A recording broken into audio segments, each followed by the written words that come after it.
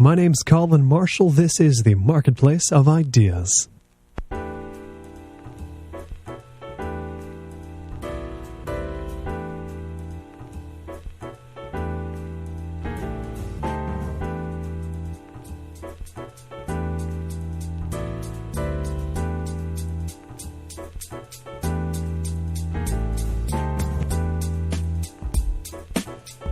This week on the Marketplace of Ideas, Weber Professor of Modern European History at UCLA, Lynn Hunt, discussing her new book, Inventing Human Rights, A History.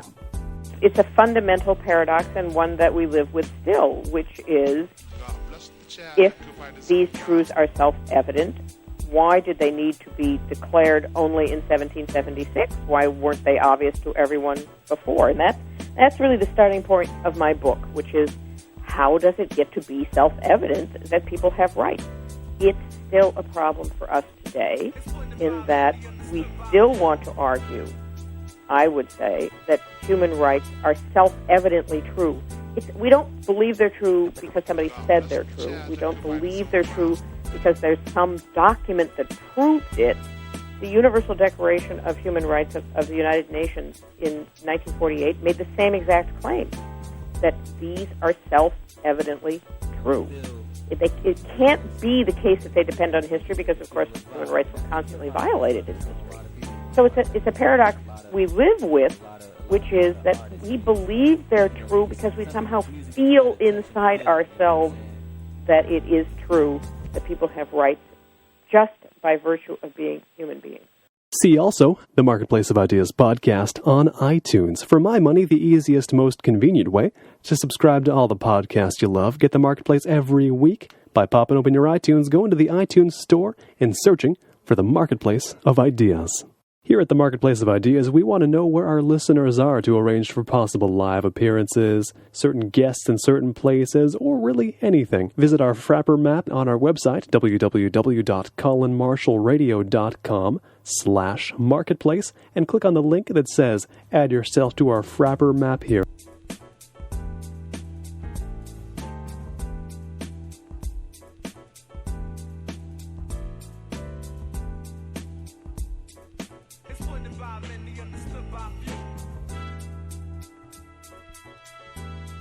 My guest is Lynn Hunt, Weber Professor of Modern European History at UCLA and a former president of the American Historical Association. Her new book is Inventing Human Rights, A History. Lynn Hunt, welcome to the Marketplace of Ideas. Thank you so much for having me. Now, your new book, A History of Human Rights, you have an interesting thesis and one that I have not heard too much like before, which is that new experiences in the 18th century brought people to the place where they could realize human rights. What were those experiences? Well, the kinds of things that I talk about are reading novels, and novels became much more important in the 18th century than they ever had been before. Going to art exhibitions, in particular the rise of portraiture, that is having your own individual portrait done. Just the division of the interior space of the home into greater spaces of privacy. All of these things, I want to say, help people to imagine more palpably, to really have the sensation more that other people are like them, and to empathize, therefore, with what people are like on the inside.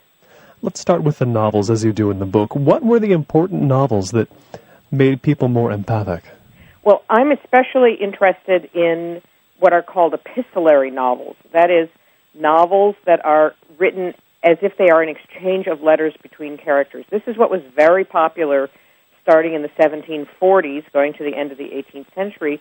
And these novels, which to us today seem very long and sometimes even a bit tedious, in the 18th century were just gobbled up.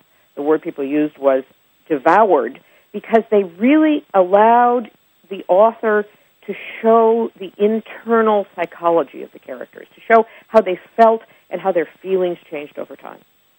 What brought about the popularity of those epistolary novels? What made the form come around? You know, that's a fascinating question, and I suspect one that we're going to argue about forever. Oh, really? It is partly a chicken and egg problem. Did the novels respond to something that was happening in the general culture, a greater emphasis on the individual, an interest in people, in ordinary people's lives?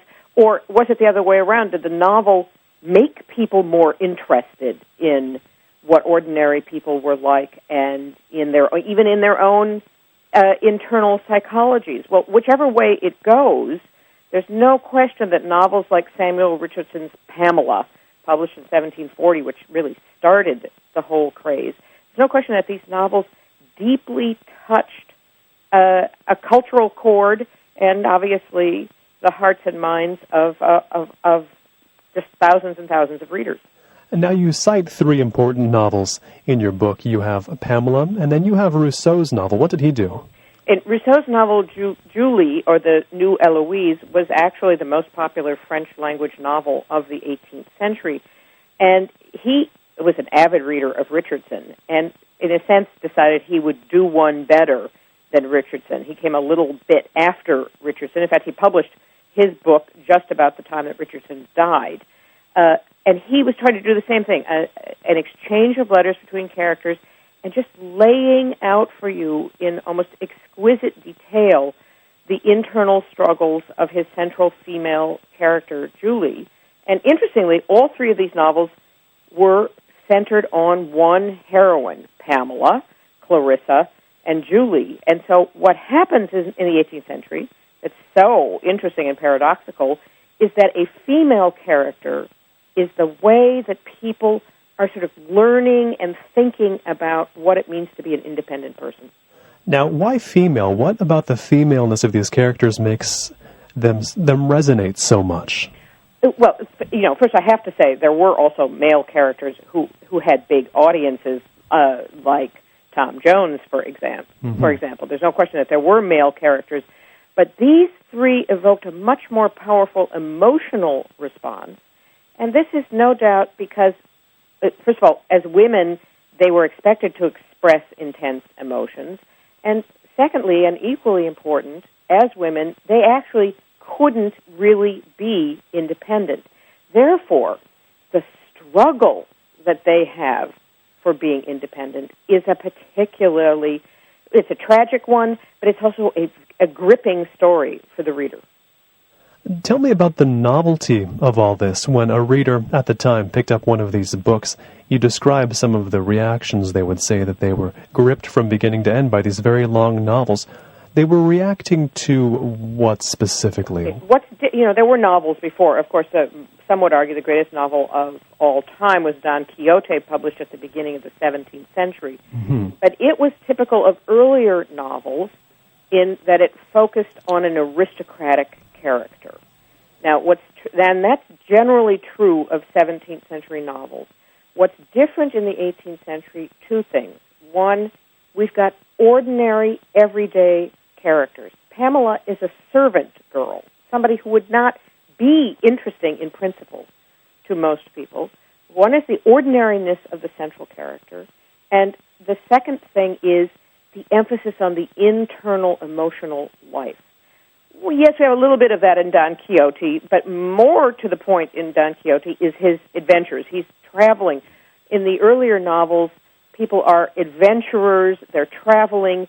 The things that happen to them is what is interesting. In the 18th century, you have a much greater interest in what's the feeling of the characters. How does their character unfold over time? And then, of course, the other big thing in the 18th century is there's many, many, many more novels than there had ever been before. These were novels where it wasn't the adventures of a character, the wild adventures of a character that one couldn't exactly identify with. It was somebody who quite literally could have been in the next room from the reader. Exactly, or down the street, or somebody that they wouldn't, not necessarily somebody that they would know personally, but someone like people they had run across or knew. So they were very much people, ordinary people so you're thinking now you're thinking now that ordinary people, not aristocrats, have rich interior lives. And what are these three novels about? They're about love and marriage. They're about whether women can make up their own minds about who they will marry and what kind of relationships they will have in their lives. And so it's about the individual versus their family, and the individual versus society, and the individual facing the challenges in their lives. And these three young girls, because they're all young girls as the stories start, are starting their life's adventure, but it's not an adventure that will take them across the seas or into dangerous situations.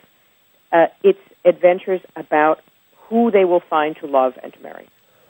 Now, what would the perception of a Pamela, of a Clarissa, of a Julie have been in the days before these novels? What would someone who would ultimately read one of these books have thought before about this type of person? Well, first of all, they wouldn't have thought much about ordinary, especially ordinary female characters, but just ordinary people were not interesting in the same way in literature before the 18th century. And that's what the connection for me is to the notion of equality. And what I want to argue is that equality is actually not a natural notion.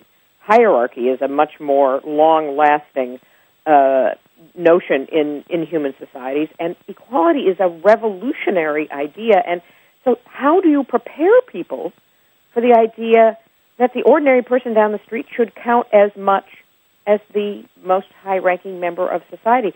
My view is you can't possibly think this unless you think that ordinary people are interesting and have their own internal lives that are just like your internal lives.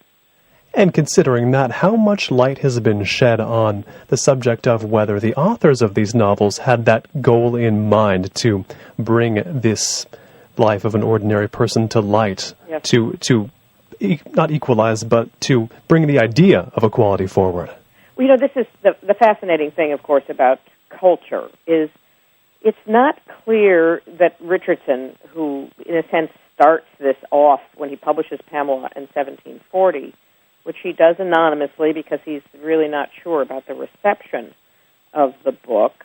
When Richardson does it, we're not entirely sure that Richardson entirely understands what he is accomplishing. What happens is that when there is this unbelievable outpouring of reaction to his book in 1740, other people start wanting to do the same thing. And so it catches on, not so much because the author set out to do it, but he tries something out, it works, it takes, and this sets writers everywhere off in search of doing something similar. So I'm not sure Richardson thought he was talking about equality, but he certainly set up a novel and a character which got people thinking about it. The novel of the ordinary person, then, was just something new to try, and it happened to hit strongly when it did. And that was, I think, the thing that took everybody by surprise. The outpouring was so enormous. And you mentioned a bunch of quotes about the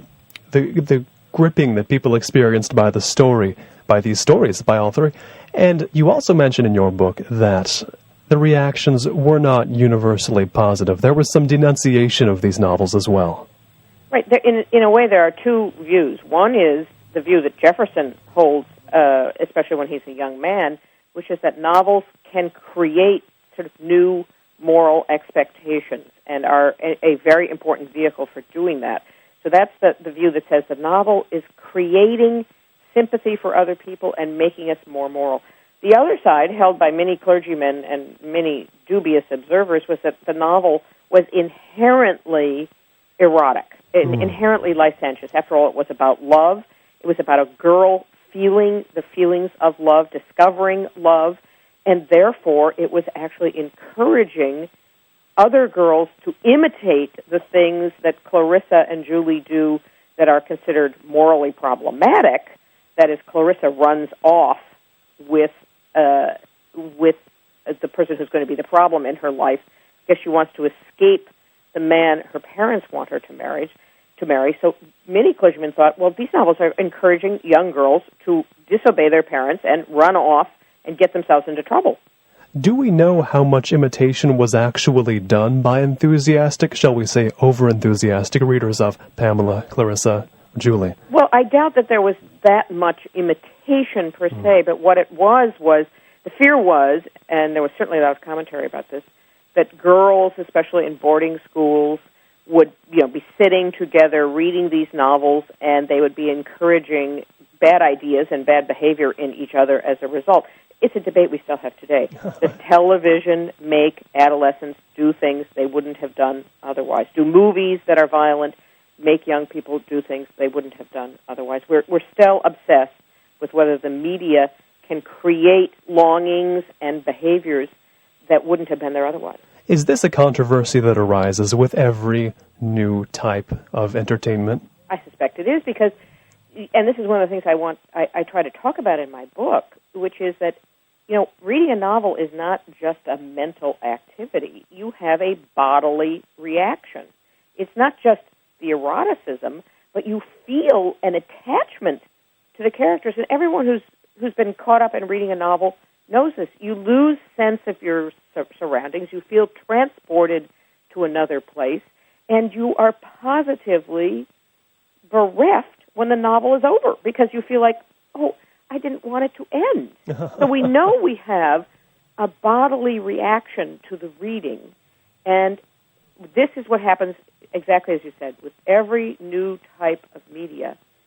New sort of bodily reactions are created, and observers are going to find this problematic. It's not just a plus. There maybe is a minus.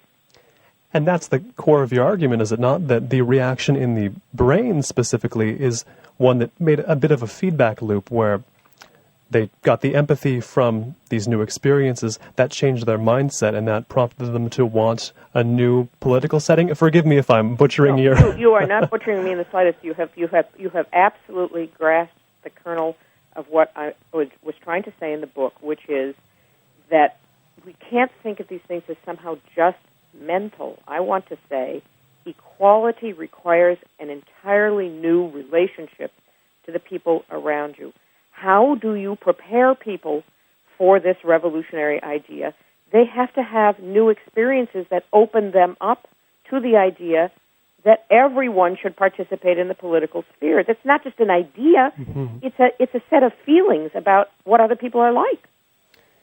Let's talk about portraiture. What made portraiture available to a wider swath of the population?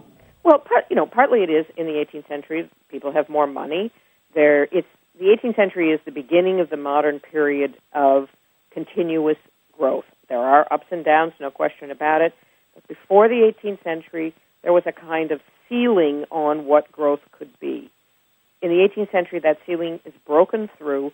People have more money over time, which means they have more money to spend on disposable items like ordering a portrait. But I want to argue they could have spent it on a lot of other things. And it's interesting that people become more and more interested in pictures of individuals, both pictures of individuals they don't know and, of course, pictures of themselves. And I want to say that this is just a growing interest in the individual and the individual's body, which will then lead into not just equality, but also the question of torture and cruel punishment. So you're placing the rise in portraiture, the rise in the interest in portraiture as a reflection of a greater interest in someone who's, if not necessarily the most ordinary of people, not certainly a biblical figure, not a mythical figure, but an actual person who might be around. Right. It's again, it's a chicken-egg problem, because I also want to say that the growth of portraiture gets people to think in new kinds of ways, gets people to think that it's not just pictures of saints or pictures of biblical scenes or pictures of the court. It is now pictures of ordinary people are interesting in the artistic world in a way that they have not been interesting previously, and that's getting people to have a different feeling about the bodies of ordinary people. I want to make sure to set up the context here. Before all this, the feeling about ordinary people, there was basically no interest? Not no interest, but, the puzzle that I was grappling with was, how is it that you have European society, continental European society, which has legalized torture between the 13th and the 18th century? It's completely taken for granted. There is not actually a massive amount of opposition to it, even a minor amount of opposition to it. And then in the 18th century, it comes into disrepute and is abolished basically everywhere by the end of the 18th century. And the puzzle was, so what happens? What happens in the 18th century that makes people decide that legalized torture is just not acceptable anymore? And it seemed to me that part of the answer to this puzzle had to be how they felt about the infliction of pain on people, on ordinary people. The two concepts you bring up in the book, empathy and autonomy. Explain what you mean by those specifically in this context. In the context of torture and cruel punishment, what I'm saying is that in the traditional regime between the 13th and the 18th centuries, in which there is legalized torture and in which the method of execution, which to us today is positively horrifying and barbaric, this was possible because individual bodies were not viewed as just their own bodies and just their own pain. The pain had to do with the community. Their bodies could be put into this kind of agony and torment because it was for the good of the community. What happens in the 18th century is that commentators on the legal system and the system of the penal system say this is unacceptable. Pain is unacceptable because it is just being inflicted on the individual. It has no social purpose. The infliction of pain by the judicial process actually makes the observers less sensitive over the long run. It brutalizes society rather than repairing the crime that has been done to society by the individual. So the whole thing shifts, and pain becomes unacceptable, whereas before pain clearly in some way had been acceptable as long as it was for the good of the community. Tell me if my perception of this is correct, but I get the idea from reading your book that at the height of the acceptance of torture, there was the concept in people's minds of humanity as a bit of an undifferentiated mass, and if you had to make an example of a little bit of it, that's fine because the rest of the mass would be improved because you did that? That's a really good way of putting it, which is, as one of the defenders of the traditional system said, better that one person should suffer than a million crimes should go unpunished. This is why torture, to get people to confess, was acceptable. The 18th century view that emerges will be if you unwrongly torture one person, this is bad for society. So the whole equation changes, and that has to do with the fact that an ordinary person's body is now seen as sacred and inviolable in a way that it wasn't seen that way before. The individual now owns their own body. Their body is there. And it's right. That's the autonomy part. Is the body belongs to the individual and not to the community, and the empathy part has to do with your ability to empathize with the other person makes it now unacceptable that you would do these kinds of indignities to the body, because if you wouldn't want it done to you, you wouldn't want it done to anybody else. In the book, you open your chapter on torture with a watershed event. Tell me what happened in 1762. Well, there's a famous case in southwestern France, in the city of Toulouse, of Jean Claude, who was a Protestant, and it was illegal to be a Protestant, so he was a secretly practicing Protestant. His son was found hanged from a beam in the shop below while the family was upstairs having dinner.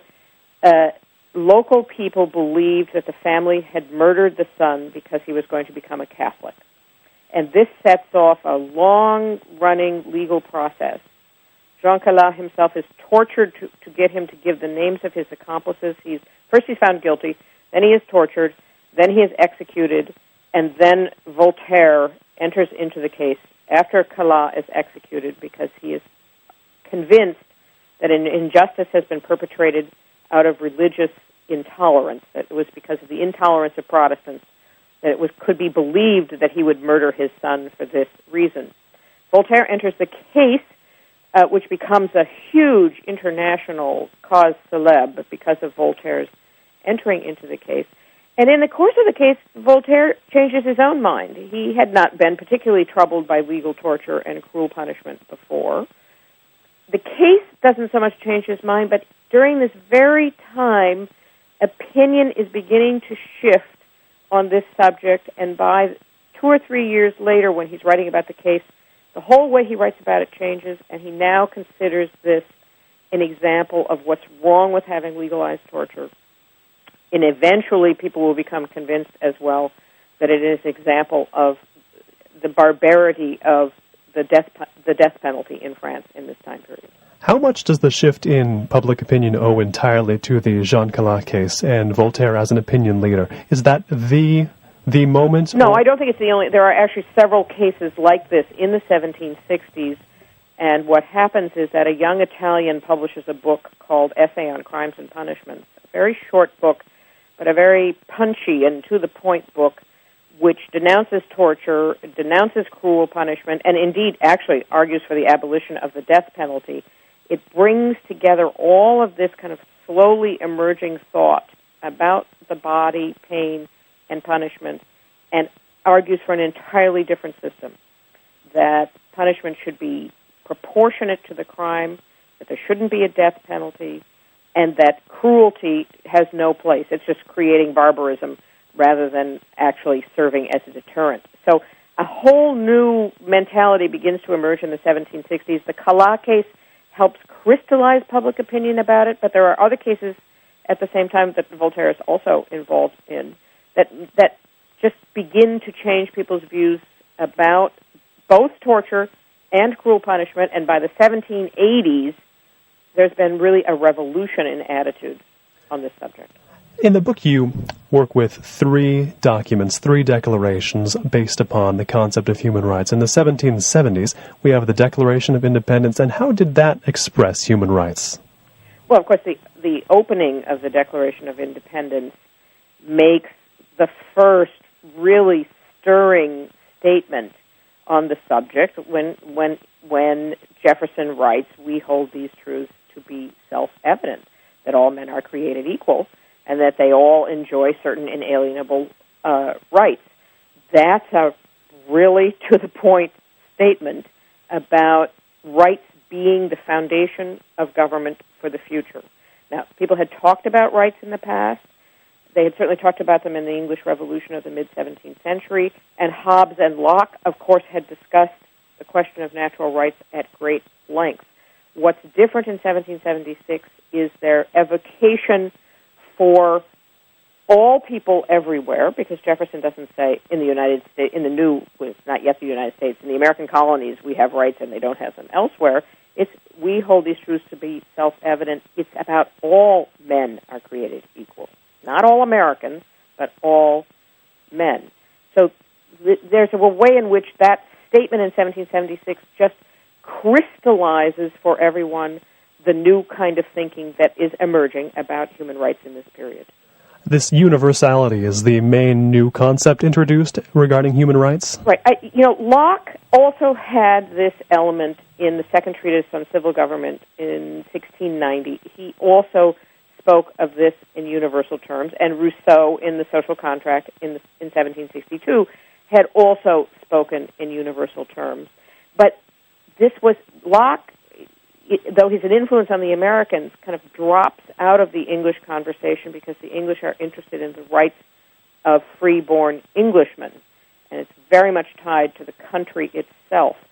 Jefferson brings back that universal element that was there in Locke and sort of effaced during the 18th century, and then, of course, ties it to a revolutionary movement, and that's the really important part.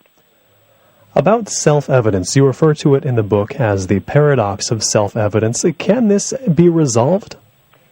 Not really, and it's a fundamental paradox and one that we live with still, which is if these truths are self-evident, why did they need to be declared only in 1776? Why weren't they obvious to everyone before? And that's really the starting point of my book, which is how does it get to be self-evident that people have rights? It's still a problem for us today in that we still want to argue I would say, that human rights are self-evidently true. We don't believe they're true because somebody said they're true. We don't believe they're true because there's some document that proved it. The Universal Declaration of Human Rights of the United Nations in 1948 made the same exact claim, that these are self-evidently true. It can't be the case that they depend on history because, of course, human rights were constantly violated in history. So it's a paradox we live with, which is that we believe they're true because we somehow feel inside ourselves that it is true that people have rights just by virtue of being human beings. For those just tuning in, my guest is Professor Lynn Hunt, the Weber Professor of Modern European History at UCLA and the former president of the American Historical Association. Her new book is Inventing Human Rights, a History. This is a truth that has had a hard time finding expressibility in a purely logical fashion, then. Absolutely. So in 1948, when they're working on the Universal Declaration, one of the committees concerned with it says, we know the rights are true, but we have to leave aside the question of why this is true, because that's something we don't agree with. We agree on the rights, but we don't agree on why they're true. Let's move to the 1780s and talk about the Declaration of Rights of Man and Citizen. What did that add to the conversation about human rights? Well, in the French case, the difference from 1776 is that the Declaration of Independence is actually not a constitutional document. It's not part of the Constitution. It's part of the Declaration of Independence from the British Crown, but it's not incorporated into the Constitution. It stands for a way of American thinking in the 18th century, but the Constitution does not make the same claims. The Constitution is entirely about the American people, and appropriately so, but it is not making a universal claim. So what happens in 1789 is that the French return, in a sense, to the spirit of 1776, but they then attach the Declaration of the Rights of Man and Citizen to the constitutional document itself, and this kind of galvanizes worldwide opinion. It's no longer about the independence of the American colonies. It's attached to the French Constitution, but it remains as a statement of universal rights right there at the beginning of the Constitution, and this sets off a worldwide debate on the existence of universal rights or not. Now, the Edmund Burke-style opposition or reservations about the Revolution, did that have anything to do with being opposed to the concept of human rights, or was it more the overthrow that was the issue? Well, Edmund Burke is a fascinating and I think extremely important figure because he put his finger on what would be a debate all the way through the 19th and 20th century, and, by the way, is still a debate today. Is it better to talk about universal human rights that apply everywhere and in every situation, but in which you don't really have a body that can enforce them? Because the United Nations put no sanctions were attached to the Universal Declaration. So the United Nations it could perhaps intervene to defend human rights, but it was not there in the document from the start. So the other side is talk of universal human rights is empty rhetoric. What matters is real laws. Real laws are passed in national context, or perhaps now in the European Union in a European context, and that's what matters, is defending the rights of people in real life situations. So there's still, and Burke, that's exactly what Burke was at. He was at what matters is what goes on with your own Constitution, not this talk about universal rights that applies everywhere. So we still have that tension today. It's better to talk about the universal rights that all people have, or is it better to fight for actual improvements in the rights of your own citizens? There's a conflict here, then, between theory and concrete practice of these principles. It's a conflict between universalism and particularism, between theory and practice, and this is a tension that's not going to go away. Now, you describe the final two of the three declarations you have, one in 1789, and the next is not until 1948, and the story with that gap, what is that? That's a difficult story. So my problem, which I had to face up to, was if this is so crystallized in the 18th century, if they get rid of torture and they begin to seek for more humane forms of punishment, if there's more empathy, if you have the notion of equality, if you have the notion of equal rights, so what's going on in the 19th and 20th century? How do we get the barbarities of World War II if in the 18th century they've already articulated this notion? So I felt I had to try to give an explanation for why this would happen. And without making it sound too schematic, what I talk about is the rise of nationalism and the idea that rights can only exist within the context of the nation-state. And then I also talk about the rise of the isms, racism, sexism, anti-Semitism. All of these doctrines take shape as ideologies, as doctrines, as explicit statements, actually in reaction to the 18th century notion of universal human rights, to explain why there aren't universal human rights. So one of the things that happens is that we have a long history of reaction against this notion, and it's not until you sort of reach the bottom with the horrors of World War II that you get the revival of a movement to make another clear statement of them again. So the horrors of the 19th, 20th centuries, they exist as a backlash to the ideas of human rights that came before? Partly, I want to say it is a backlash. Part of it is, it's not that the entire history of the 19th and 20th century can be reduced to a reaction to what happens in the 18th century, but a lot of what happens is in reaction to that notion of universalism and equality. You have explanations for why we aren't going to have equality, why nations are different, why some people are superior to other people, white people to black people, men to women, Christians to Jews. We have the proliferation of explanations for why equality isn't going to work and why it's not true and why biology determines otherwise. And it really takes the development of those into especially the horrors of Nazi genocide to make people realize that, the nation and the rights, the superiority of some groups to others has turned out to be not such a great way of organizing society. And so in 1948, you get the Universal Declaration, which is not to say that all the problems have been solved, but there is a fascinating way in which now, increasingly, human rights are a subject of universal conversation. So what then was the new angle of the 1948 UN Declaration? What new material did it bring to the table that the previous ones did not? Well, I think one of the things that happens is, that's most important, obviously, and I'm not sure I was as clear about this in my book as I should have been, is that it's a universal body that makes the declaration. It's no longer the Americans declaring their independence from Britain or the French declaring the rights that all mankind has, but it's, after all, the French declaring it.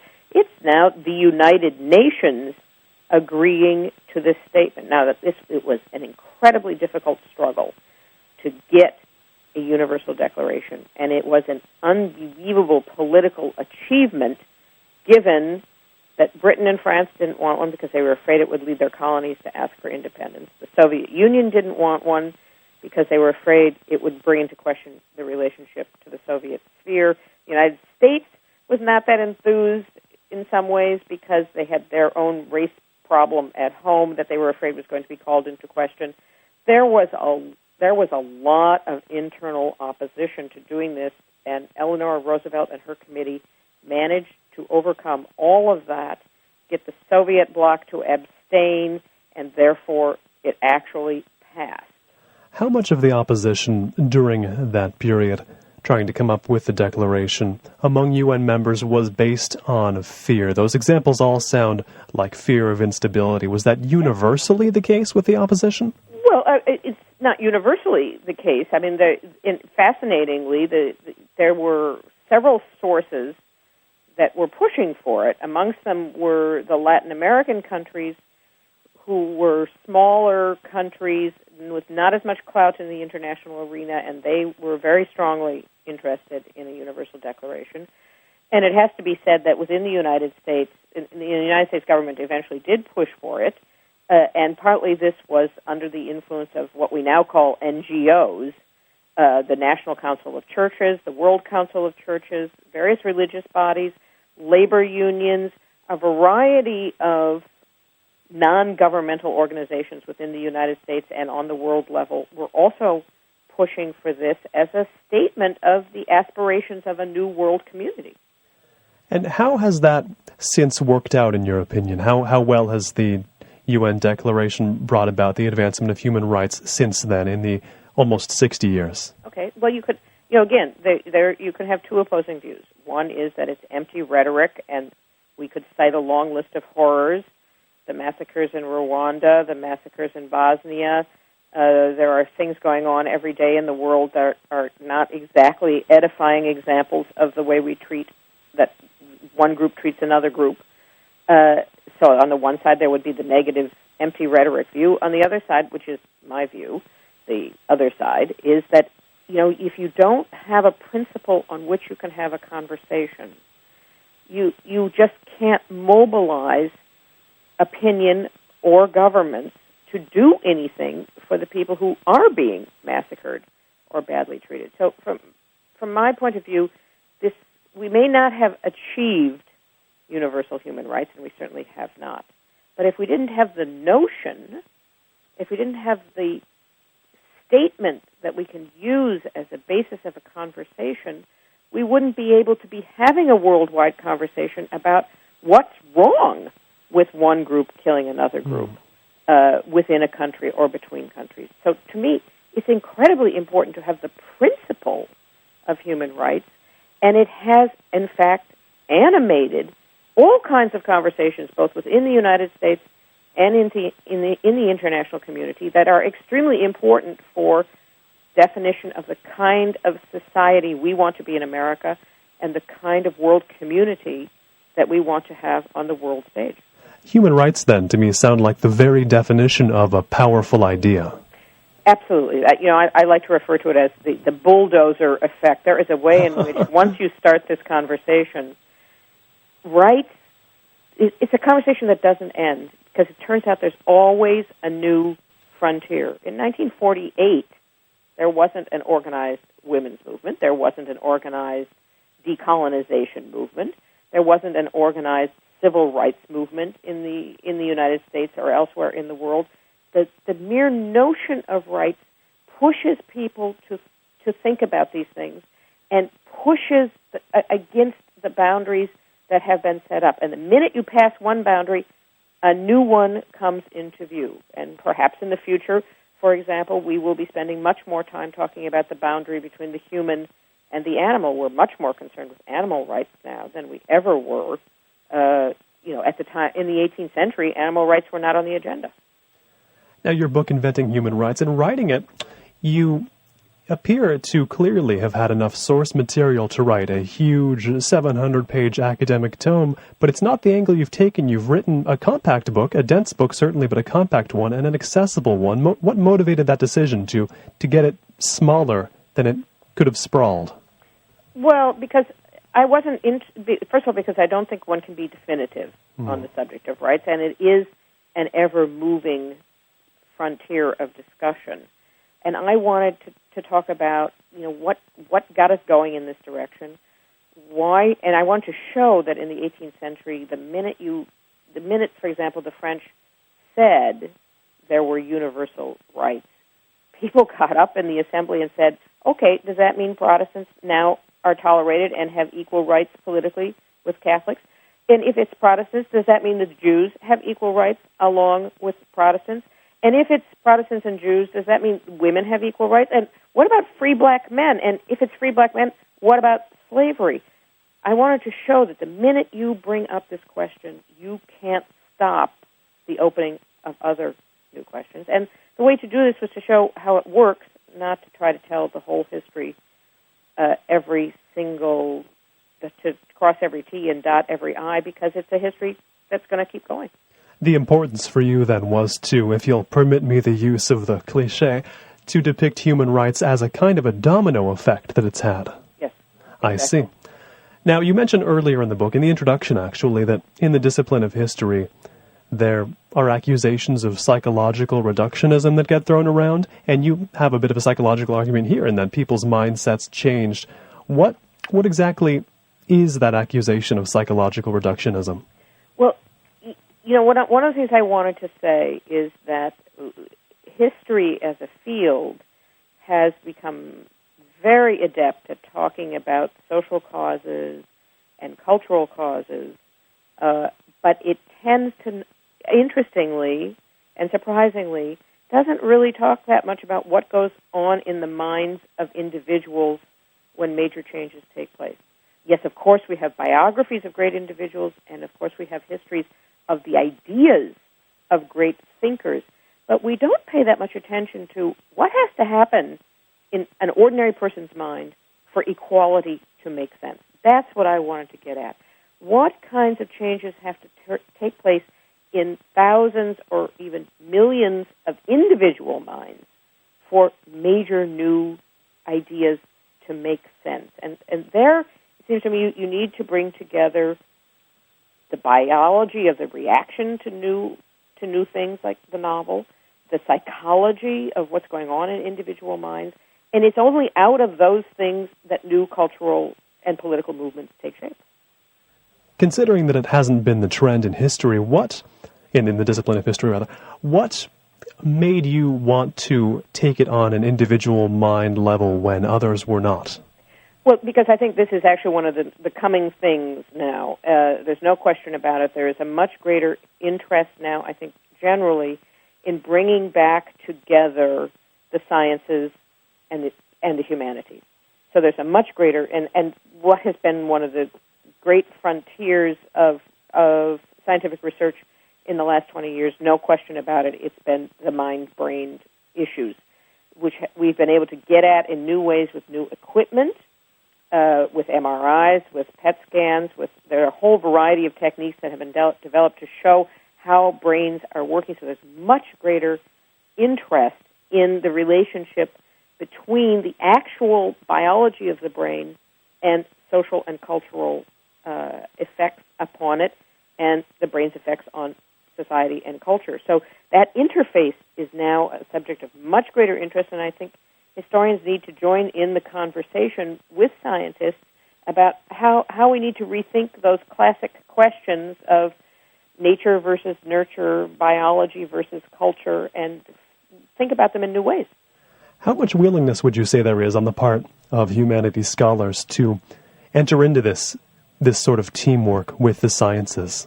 Oh, it's definitely coming, and in some ways it started first in literary studies because there was an obvious interest in the interface between neurology, the biology of the brain, and narrative, because it turns out that narrative is an absolutely crucial form for the formation of any sense of self, and the biology people were working on this from the point of view of neurons and synapses and how this is all working on the actual biological level, and literary people then had to be interested in, well, how does that relate to the narratives we get in epic poetry, in novels? I mean, is there something about the brain that makes us particularly receptive to stories in a certain kind of way? So the literary people were bound to be interested in this, and now historians are increasingly interested in this because they realize that our notion of the individual is going to be shaped by current scientific work.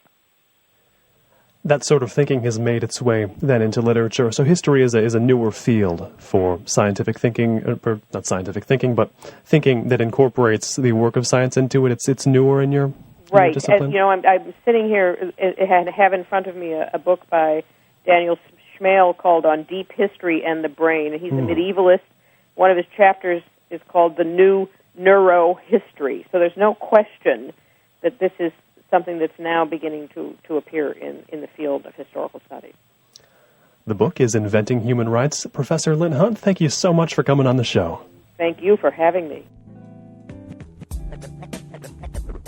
On Sunday, November 18th here in Santa Barbara, the Walter H. Capps Center for the Study of Ethics, Religion, and Public Life presents Lynn Hunt giving a talk on inventing human rights, a history, at 3 o'clock p.m. at Victoria Hall, 33 West Victoria Street. It is absolutely free. All of the Marketplace of Ideas music is produced by Ben Althouse. Check out his website, benalthouse.com. That's BenAlthouse. He's also been known to go under the names Ice Ben and DJ Concept. Check out his grooves on benalthouse.com.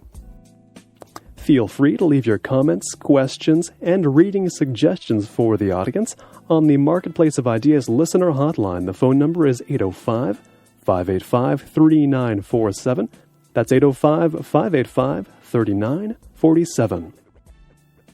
Be sure to check out our website, www.colinmarshallradio.com/marketplace. All feedback, please direct to colin@colinmarshallradio.com. And we hope to see you soon on the next episode of the Marketplace of Ideas.